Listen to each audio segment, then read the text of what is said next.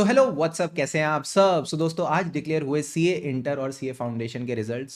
And कहीं ना कहीं आप कहीं भी जाते हो, चाहे लिंक्डइन पे जाओ, चाहे इंस्टाग्राम पे जाओ, चाहे यूट्यूब पे जाओ, हमको दिखते हैं ढेर सारे रिजल्ट्स जहाँ पे दिखता है कि यार ढेर सारे स्टूडेंट्स पास हो गए। कहीं ना कहीं ढेर सारे स्टूडेंट्स पास हुए, कईयों की एग्जामिशन आ गई, कईयों की रैंक आ गई। But sir, is that the reality? Answer is no. बहुत कम स्टूडेंट्स हैं जो कहीं ना कहीं पास हुए हैं। बट हमको इतने सारे सक्सेसफुल रिजल्ट्स देख के ऐसा लग रहा है यार सिर्फ हम ही हैं जो कहीं ना कहीं रह गए हैं।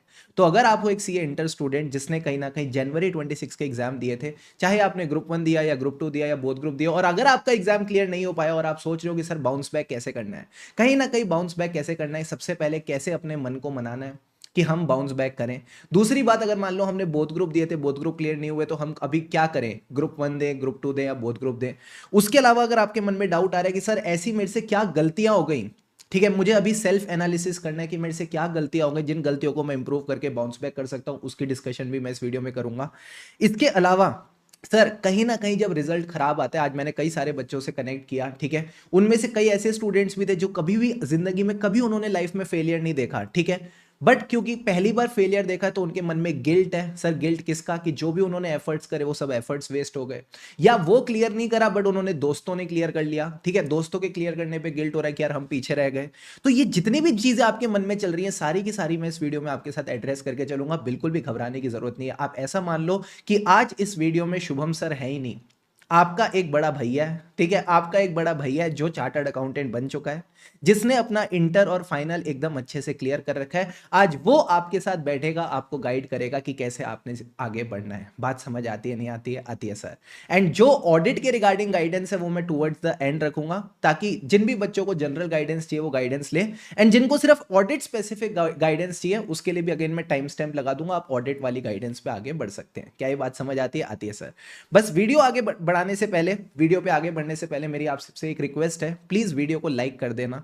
एक पॉजिटिव वाला स्टेप सबसे पहले लेते हैं, आप वीडियो को लाइक कर दो, वीडियो पे अपनी अटेंडेंस लगा दो, इस हिम्मत के साथ कि भाई मुझे बाउंस बैक करना है। इस बार जब May 26 के एग्जाम हो तो मुझे बाउंस बैक करना है, मुझे सक्सेसफुल रिजल्ट चाहिए।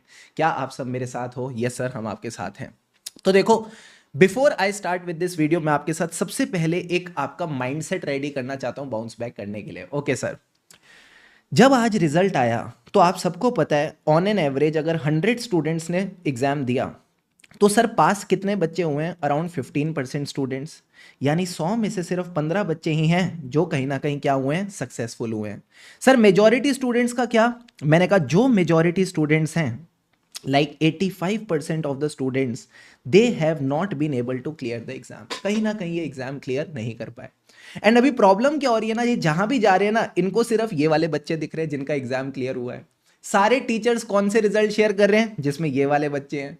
हर जगह कौन से बच्चे दिख रहे हैं? जिसमें ये वाले बच्चे हैं। बट इनको क्या लग रहा है ना, इनको छोड़ के सब पास हो गए, बट द रियलिटी इज सब पास नहीं हुए भाई, सब सक्सेसफुल नहीं बने। सिर्फ और सिर्फ 15% बच्चे ही सक्सेसफुल बने हैं। अच्छा, मैं आपको एक बात और बता दूं, जो ये 15% बच्चे सक्सेसफुल बने हैं, सर इसमें किसका रोल है? मैंने कहा अगर 100% एफर्ट थे तो 100 में से आप मान लो 80% एफर्ट तो स्टूडेंट का ही था। 10% आप मान सकते हो कहीं ना कहीं लक, या आप बोल दो गॉड की ग्रेस, ठीक है सर। एंड बाकी 10% क्या है? मैंने कहा बाकी 10% अगर कुछ बचती है तो वो है हम टीचर्स की guidance. That is our teachers guidance, that is the only game. आपको बात समझ आ रही है? नहीं आ रही है? आ रही है सर। तो ये जो 15% बच्चे हैं, ये जब सारी चीजें एलिमेंट साथ में आए तब जाके कहीं ना कहीं ये सक्सेसफुल बने। अब सर एक बात बताओ, हम यहाँ पे वीडियो में किस पे फोकस कर रहे हैं? 85% स्टूडेंट्स पे। तो प्लीज ध्यान से समझना आज इनके पास क्या ऑप्शन है। मैंने कहा आज लाइफ ने इनको दिए दो ऑप्शन। सर क्या? या तो कहीं ना कहीं ये ले ले टेंशन, या फिर ये ले लें एक्शन। वाह सर, क्या बढ़िया वर्ड प्ले है। ठीक है, या तो आज ये टेंशन ले सकते हैं या एक्शन ले सकते हैं। मैंने कहा यानी जब रिजल्ट खराब आता है तो सबसे नेचुरली एक इंसान को क्या आएगा? सर एक नेचुरल चीज आएगी इंसान को, टेंशन। क्यों मेरा रिजल्ट इतना खराब हुआ? क्यों ही मेरे साथ ऐसा हो रहा है? क्या किया मैंने इतना खराब जो मेरे साथ ही ऐसा हुआ? Why god why? क्या है ये सब? टेंशन। क्या अच्छा इससे क्या चीजें इंप्रूव हो रही है? नहीं, बट मजा आ रहा है। कहीं ना कहीं अगर अपन टेंशन ले रहे तो हमको एक अच्छा लग रहा है कि चलो हम कुछ कर रहे हैं, but it is not yielding any result. करना क्या चाहिए? सर हमको लेना चाहिए एक्शन। मैं ये नहीं कह रहा अभी उठा लो फटाफट किताब जाके, I am just trying to develop your mindset कि आपको क्या करना चाहिए। अब आपको हो सकता है ये भी लगे शुभम सर आप कितने इनसेंसिटिव हो, आप ऐसा बोलो ना हम 85% स्टूडेंट्स को थोड़ा टाइम परेशान हो लेना चाहिए, थोड़ा टाइम हमको रिलैक्स कर लेना चाहिए, थोड़ा टाइम रेस्ट ले लेना चाहिए। मैं देता रेस्ट करने के लिए टाइम। अगर आईसीआई का एग्जाम 2 महीने की जगह 5 महीने के बाद होता या 4 महीने के बाद होता, मैं बोलता बढ़िया, 1 हफ्ता आप आराम से रिलैक्स करो, ठीक है, थोड़ा दोस्तों के साथ घूमने वूमने जाओ, अपने माइंड को मेकअप करो, फिर पढ़ाई स्टार्ट करना। बट इन बदमाशों ने जो एग्जाम है वो कब रख रखा है? मैंने कहा 2 महीने के बाद रख रखा है। तो मैं आपको ये बताना चाह रहा हूं कि अगर आपको रिकवर करना भी है, अगर आपको टेंशन लेनी भी है, तो उसके लिए सिर्फ आज का टाइम है।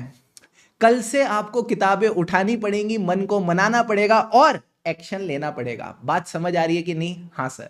और मैंने अभी इतना बोल दिया ना, इसके बाद भी मैं आपको बता देता हूं क्या होने वाला है सर। ये 85 में से भी अगेन 80% स्टूडेंट्स इसी कैटेगरी में रहने वाले हैं। ये नहीं लेने वाले एक्शन, ये इसी कैटेगरी में रहेंगे। बट अगेन कुछ 20-25% बदमाश होंगे जो अपने मन को मना लेंगे, जो एक्शन ले लेंगे, और कहीं ना कहीं जब अगली बार रिजल्ट आएगा, next time when the result is declared, फिर ये पास परसेंटेज का पार्ट बन जाएंगे and these students will be successful in the May 26 exams. क्या ये बात समझ आती है? नहीं आती है? आती है सर। सर एक बात बताओ, ये सब तो आपने बोल दिया, क्या एक्चुअल में स्टूडेंट्स ये चीज कर पाते हैं? जी हां, कर पाते हैं। ये है लिस्ट उन इंटर स्टार्स की जिन्होंने बाउंस बैक किया ऑडिट सब्जेक्ट में। मैं तो ऑडिट पढ़ाता हूं ना, तो मैं आपको ऑडिट के बारे में बताता हूं। इन्होंने बाउंस बैक किया ऑडिट में, यानी सितंबर 25 में इनका स्कोर 40 भी टच नहीं किया था, ये 40 के नीचे थे। और जब जैन 26 का रिजल्ट आया तो इन सब ने स्कोर किया 50 एंड अबव। कईयों ने तो एग्जामिशन भी स्कोर करी, बट जहां ये 40 भी टच नहीं कर पा रहे थे ऑडिट में, वहां इन्होंने 50 एंड अबव स्कोर किया। सर मैं ऑडिट का एग्जांपल इसलिए भी ले रहा हूं क्योंकि ऑडिट एक ऐसा सब्जेक्ट है जिसमें सबसे ज्यादा बच्चों को डर लगता है।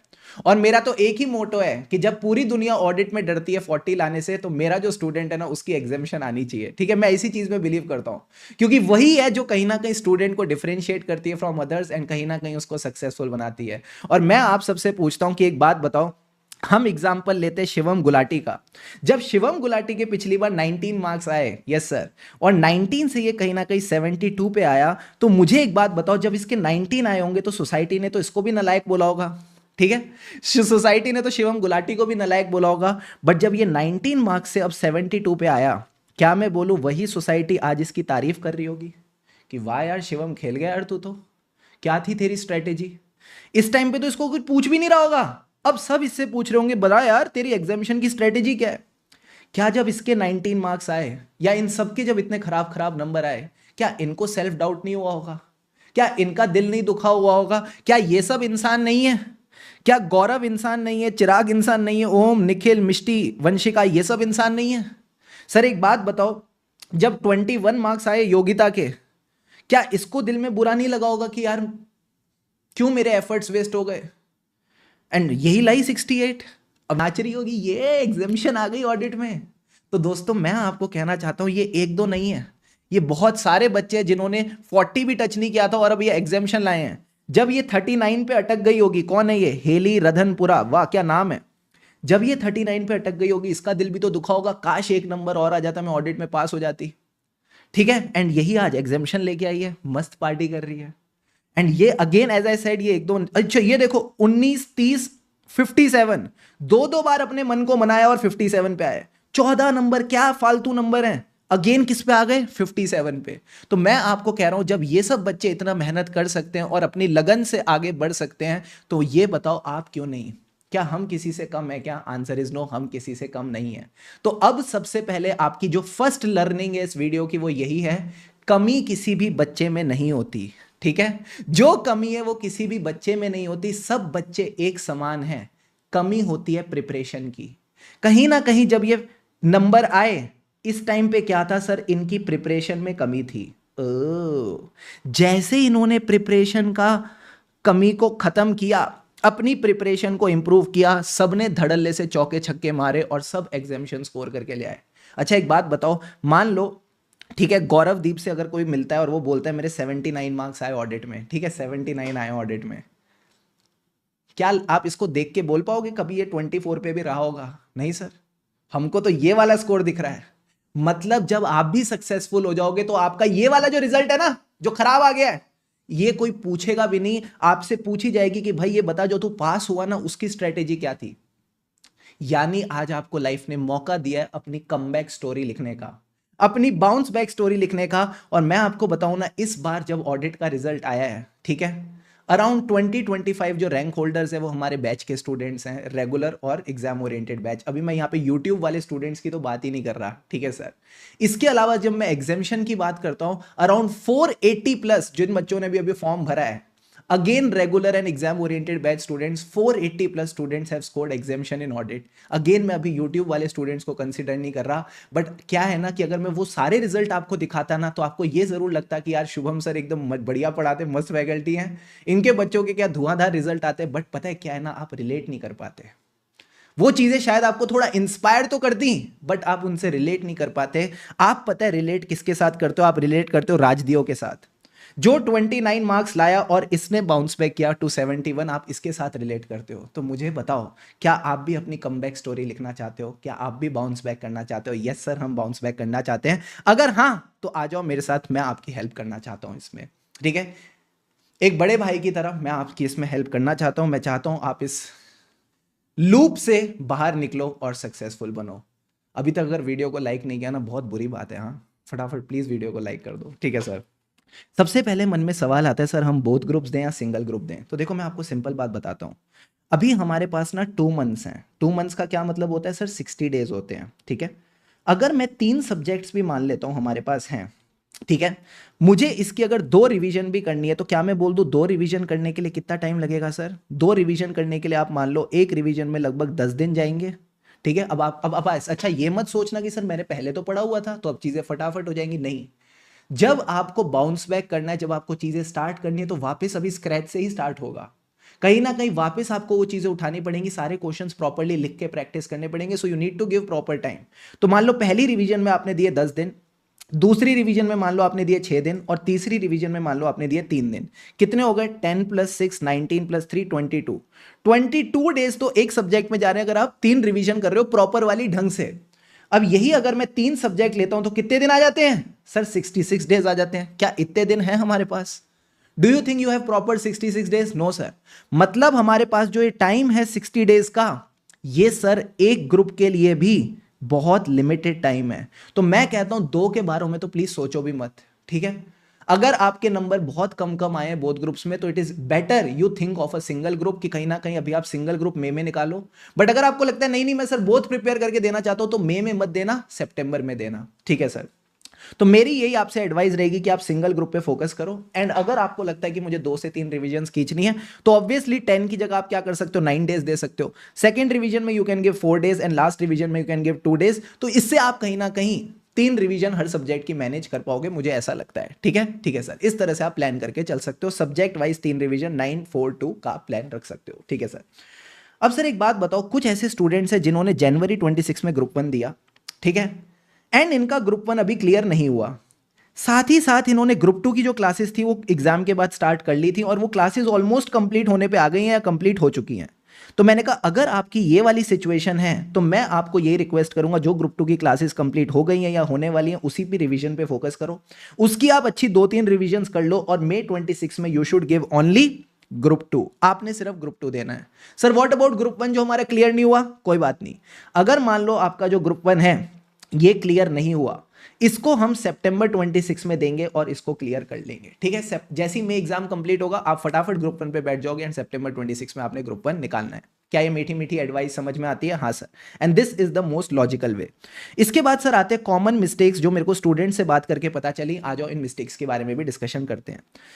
देखो कहीं ना कहीं जब आप सोचते हो कि मुझे दोनों ग्रुप इंटर के देने हैं, कितने टाइम में? 9 मंथ्स में, ठीक है। तो सर क्या हो सकता है कि मान लो आपने कहीं भी थोड़ी भी कमी पेशी छोड़ दी, कहीं भी थोड़ा इनडिसिप्लिन हो गया, कहीं भी क्लासेस करने में टाइम ज्यादा लगा दिया, तो रिवीजन के लिए टाइम कम मिलता है। क्लासेस तो हम कर लेते हैं बट रिवीजन के लिए टाइम कम मिलता है।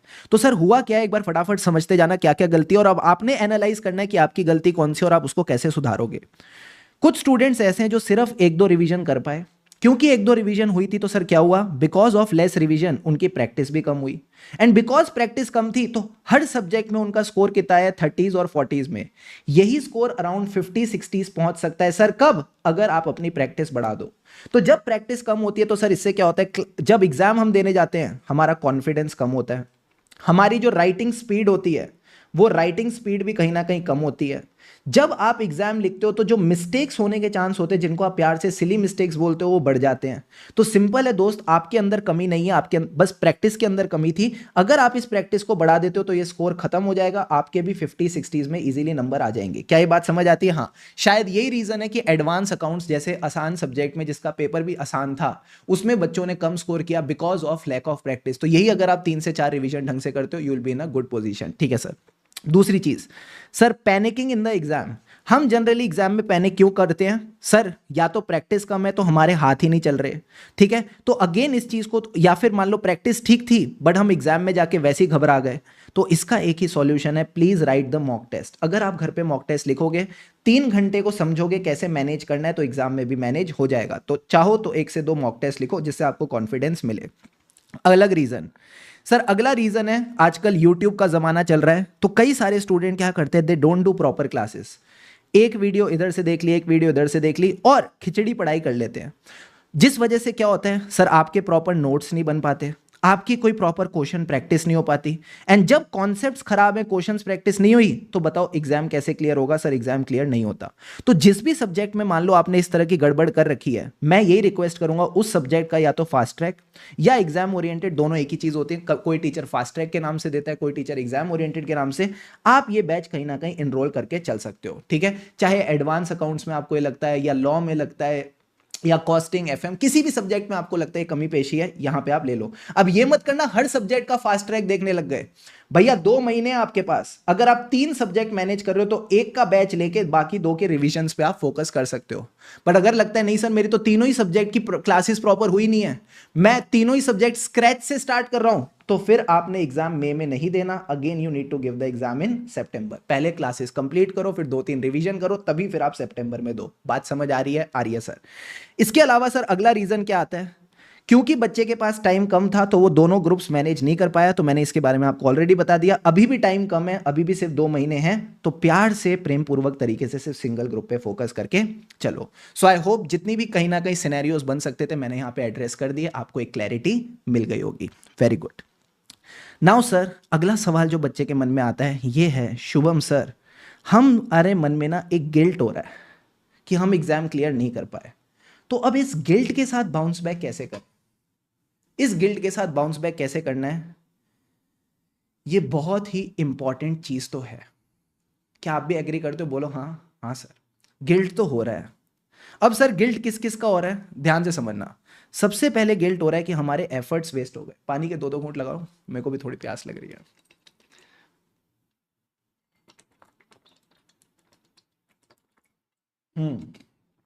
गिल्ट किसका है? हमारे एफर्ट्स वेस्ट हो गए।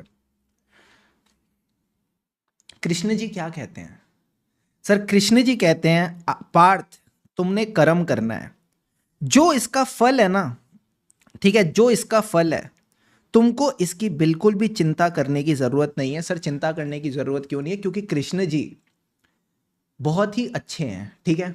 अगर आपने कोई कर्म किया है तो उसके फल का ख्याल वो रख लेते हैं, उसका फल आज नहीं तो कल आपको मिलेगा। मतलब आपको जो ये लग रहा है ना आपके एफर्ट्स वेस्ट हो गए, आपको क्या लग रहा है यार मेरे इसमें 39 मार्क्स आ गए, या मेरे इसमें 59 मार्क्स आ गए, काश थोड़ा एफर्ट और डालता तो एग्जामिशन मिल जाती, तो मेरे तो एफर्ट्स वेस्ट हो गए, मुझे वापस पूरे एफर्ट्स डालने पड़ेंगे और रिजल्ट वही मिलेगा। तो मैं आपको बताऊं, जो भी आपने अभी तक एफर्ट्स करे हैं, पहली बात तो वो वेस्ट नहीं हुए। जो आपने अपना एफर्ट किया वो था आपका कर्मा, एंड आपके जो भी कर्मा क्रेडिट पॉइंट्स थे, जो भी कर्मा के पॉइंट्स थे वो आपके अकाउंट में क्रेडिटेड हैं। ऐसा मान लो, क्या होता है ना, हम बैंक पे जाते हैं तो हम बैंक में पैसा जमा कराते हैं, तो हमारा पैसा बैंक अकाउंट में क्रेडिट हो जाता है।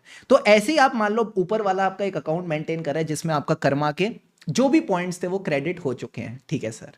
अब एक बात समझना, क्या आपने उन पॉइंट्स को रिडीम किया? मैंने कहा नहीं, आपके पास रिजल्ट तो आया ही नहीं। आपने कर्मा तो किया बट आपके पास रिजल्ट है ही नहीं। अच्छा एक बात बताओ, अगर मैं एफडी कराता हूं और एफडी में रिडीम नहीं करता तो क्या मिलता है? सर मुझे उस एफडी पे इंटरेस्ट मिलता है, कहीं ना कहीं उस एफडी पे इंटरेस्ट मिलता है, तो मैं बताऊं आपको भी इंटरेस्ट मिलेगा, आपका कोई भी एफर्ट अभी वेस्ट नहीं हुआ है। वो बोलते हैं ना, ऊपर वाला जब भी देता है छप्पड़ फाड़ के देता है। हाँ, तो ये छप्पड़ फाड़ने का क्या मतलब है? मैंने कहा इंटरेस्ट के साथ देता है। तो लाइफ में कभी ना कभी आपको ऐसा कोई गेन होगा, कभी ना कभी कोई ऐसी चीज होगी जो आपको लगेगा यार मैंने इतने एफर्ट्स तो नहीं करे, ये इतना अचानक इतना अच्छा कैसे हो गया मेरी जिंदगी में। तो जब वो बहुत अच्छा होगा ना, तब आपको शायद ये याद आए कि कभी लाइफ में कुछ गड़बड़ भी हुई थी। ठीक है, तो पहले तो ये चीज अपने माइंड से फटाफट निकाल दो कि आपके कर्मा वेस्ट हो गए, कोई कर्मा वेस्ट नहीं हुए, बस वो स्टोर्ड है और उस पर आपको इंटरेस्ट मिलता जा रहा है। ठीक है सर, डील डन। दूसरी चीज जो गिल्ट कर रही है वो ये कर रही है कि यार हमारा ना दोस्त पास हो गया। ठीक है, हम देखो दुख क्या होता है ना, देख अपन क्या होता है, अपन फेल हो गए तो अपने को दुख होता है, बट अगर अपन फेल हो गए और दोस्त पास हो गया ना, तो दुख ज्यादा होता है। ऐसा होता है कि दुख 2x और 3x होता है। ठीक है, जेलसी होती है। तो सबसे पहले मैं आपको बताता हूं लाइफ का उसूल, ये सिर्फ सीए एग्जाम्स का नहीं है, ये पूरी लाइफ का उसूल है। Stop comparison. ठीक है, stop the comparison in your life. बचपन में इंग्लिश टीचर ने सिखाया होगा, comparison is the thief of Joy. Life में आप कभी भी खुश रहोगे ना, तो आप देखोगे आपसे कोई ना कोई आगे है, चाहे फाइनेंशियली, पैसे के मामले में, घर के मामले में, गाड़ी के मामले में, हमेशा आपसे कोई ना कोई आगे रहेगा। जब आप देखोगे मेरे से कोई अच्छा कर रहा है, आपको लगेगा यार मैं ठीक नहीं कर रहा क्या, मैं अच्छा नहीं कर रहा क्या, क्योंकि आपको देखा ना कोई और अच्छा कर रहा है, तो आपको लगेगा मैं कम अच्छा कर रहा हूं क्या। और कोई हो ना हो, मुकेश अंबानी के पास तो हमेशा आपसे ज्यादा पैसे रहेंगे। हाँ, तो आप कभी भी फाइनेंशियली सेटिस्फाइड फील ही नहीं कर सकते।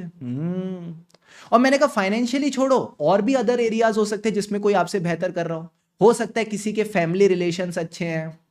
ठीक है, कोई हमसे ज्यादा अच्छा दिखता है। ठीक है, किसी की हमसे हाइट अच्छी है। ठीक है, या किसी का मान लो स्टेमिना अच्छा है, या मान लो किसी की हेल्थ हमसे अच्छी है, किसी के पर्सनल रिलेशन हमसे अच्छे, पर्सनल तुम समझ गए होंगे, लवी डवी वाले रिलेशन। तो बहुत ऐसे ऐसे डिफरेंट एरियाज हो सकते हैं जहां पे कोई हमसे बेहतर कर रहा हो। एंड प्रॉब्लम पता है क्या है, जब भी हम कंपेयर करते हैं, हम कंपेयर उससे करते हैं जो हमसे बेहतर कर रहा है। क्या कभी आपने ऐसा किया कि आपने अपने घर को कंपेयर किया विद योर मेड, कि मेड किस घर में रहती है और आप किस घर में रहते हो? नहीं सर, हम अपना घर अपने दोस्तों से कंपेयर करते हैं कि मेरा दोस्त कितने अच्छे घर में रहता है। यानी जब भी आप कंपेयर करते हो, आप उससे करते हो जो आपसे बेहतर कर रहा है। ठीक है, ठीक है, जो आपसे बेहतर कर रहा है, और आप सैड फील करना शुरू कर देते हो। आपको लगता है सारी प्रॉब्लम्स आप ही के साथ है, बाकी की लाइफ तो सॉर्टेड चल रही है।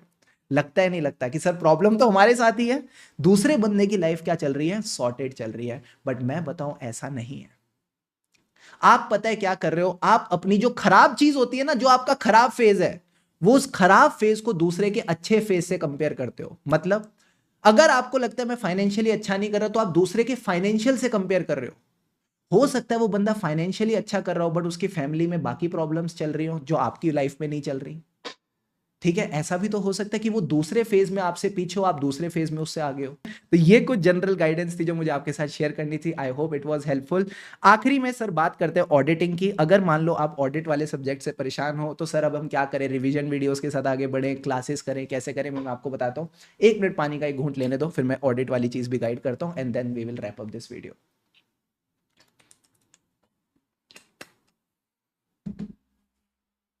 देखो, ऑडिट में अगर पास होना है ना, तो 2 चीजें चाहिए सर। क्या?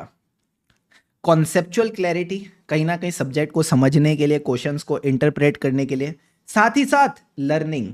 सर लर्निंग किसकी? जो आईसीआई आपसे 4 से 5 पॉइंट्स एक्सपेक्ट कर रहा है। ठीक है, जो वो हर टॉपिक में आपसे 4 से 5 पॉइंट्स एक्सपेक्ट कर रहा है, विद प्रॉपर कीवर्ड्स, ये आपको प्रॉपरली टिप्स पे होने चाहिए, लर्न होने चाहिए। अगर आपके कॉन्सेप्ट्स क्लियर हैं, लर्निंग नहीं है, रिजल्ट नहीं आएगा। किसको कैसे पता आपको कॉन्सेप्ट आता है जब आप लिख ही नहीं पा रहे? ठीक है, तो लर्निंग जरूरी है। ठीक है, अगर आप बिना कॉन्सेप्चुअल क्लैरिटी के लर्न करे जा रहे हो, तो आप रट्टा लगा रहे हो। 1 दिन याद रख पाओगे, 2 दिन याद रख पाओगे, 3 दिन याद रख पाओगे, चौथे दिन फटाफट भूल जाओगे। तो अगर आप चाहते हो कि एक अच्छे चार्टर्ड अकाउंटेंट बनो, तो दोनों की दोनों चीजें इंपॉर्टेंट हैं। ठीक है सर।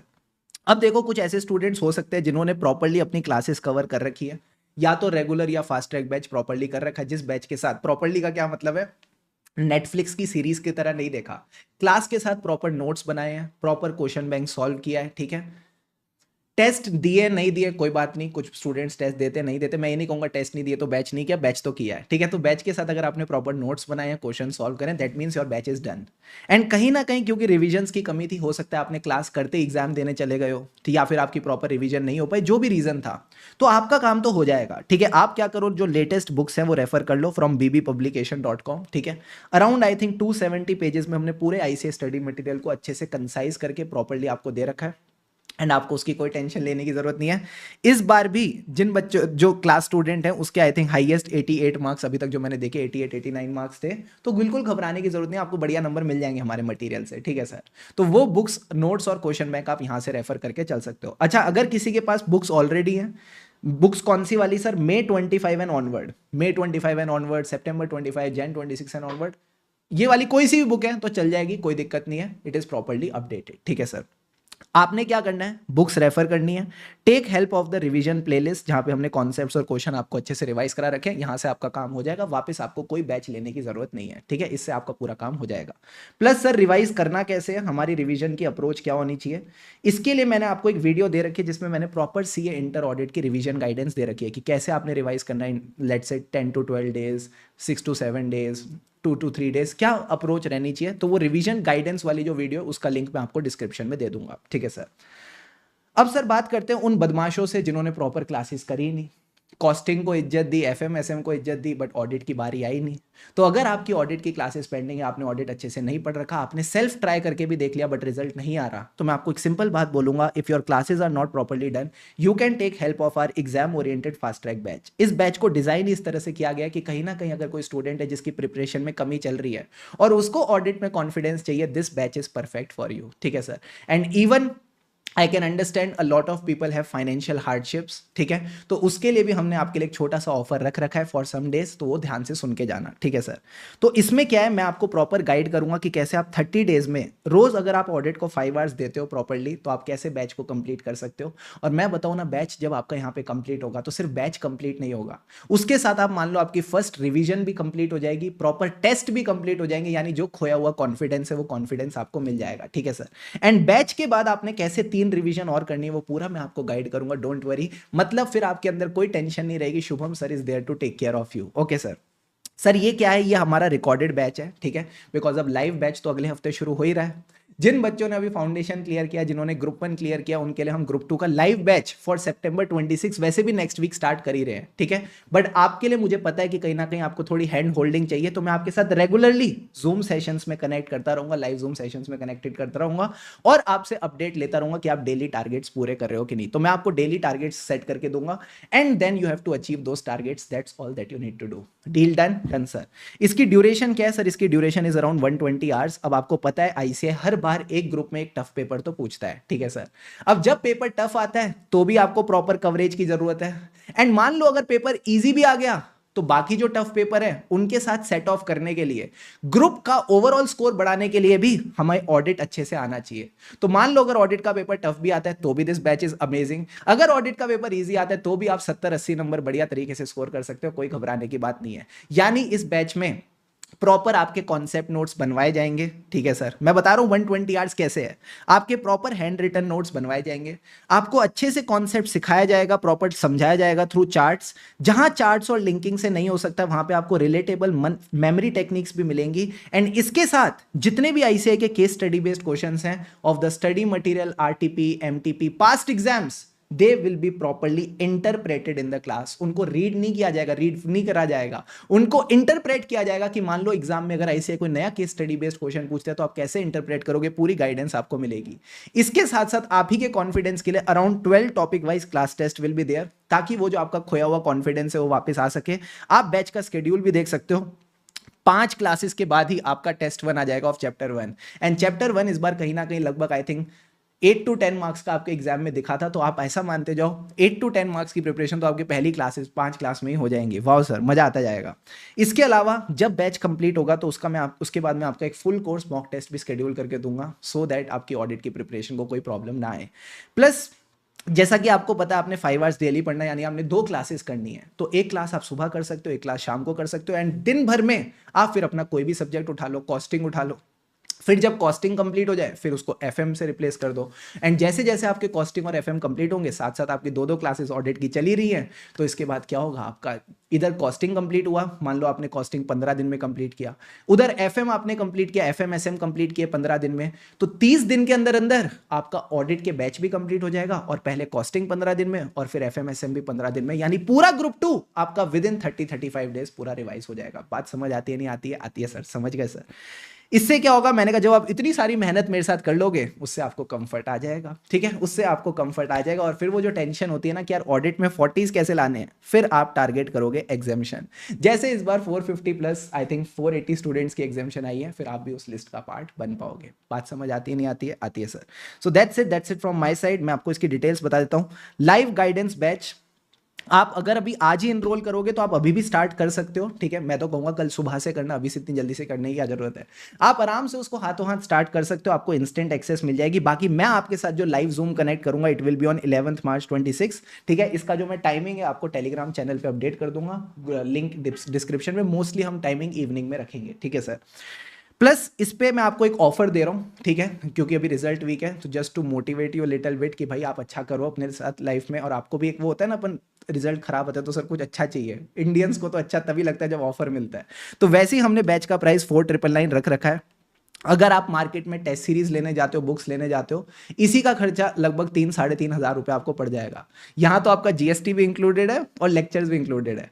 तो अगर आप ऑफर लगाते हो तो ये आपको 4500 रुपीज़ का मिल जाता है। एंड ये ऑफर सिर्फ और सिर्फ 10th मार्च तक एप्लीकेबल है। तो 4500 में I am giving you everything properly, but just make sure you are working hard. कहीं ना कहीं आप पूरी शिद्दत से मेहनत करो, and trust me you will get the best of the result, ठीक है सर। इसका कोड क्या है? इसका कोड है ग्रैब 500, ठीक है, ग्रैब 500। आप ये कोड लगा सकते हो, जस्ट गो टू bbvirtuals.com, यहाँ पे आपको मिल जाएगा। एक बार मैं आपको साइट भी दिखाता हूँ, then I will wrap up this session.